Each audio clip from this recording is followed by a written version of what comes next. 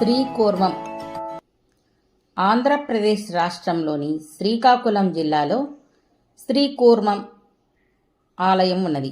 ఇది అత్యంత ప్రాచీన దేవాలయం. 2వ శతాబ్దం నుండి 11వ శతాబ్దం వరకు ఉన్నటువంటి శాసనాల ద్వారా శాలివాహన కాలం నాటిదిగా భావిస్తారు. రామానుజాచార్యులు, కళింగ రాజులు మరియు గజపతులు ఈ ఆలయాన్ని అభివృద్ధి చేశారు. ఇది కళింగ శైలిలో ఉంటుంది.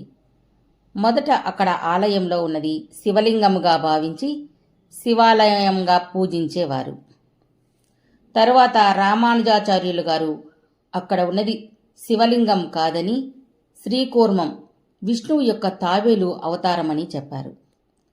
ఆలయం యొక్క తొలి శాసనం ప్రకారం 1035 CEలో తూర్పు గంగ రాజవంశానికి చెందిన అనంతవర్మన్ చోడగంగ శివాలయముగా ఉన్న ఈ ఆలయాన్ని వైష్ణవ ఆలయంగా మార్చాడు.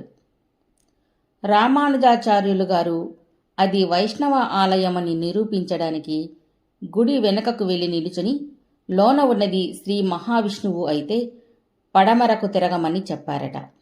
ఆశ్చర్యంగా తూర్పు ముఖంగా శివలింగంగా పూజలందుకుంటూ ఉన్న దైవం రామానుజాచార్యుణ్ణి ఆశీర్వదించడానికి పడమర వైపు తిరిగినదట.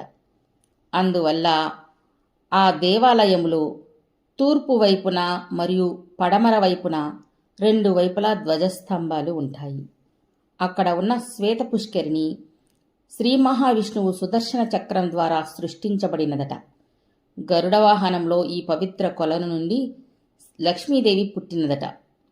ఇక్కడ నుండి కాశీకి రహస్య మార్గం ఉన్నదట. ఇప్పుడు అది మూసివేయబడినది.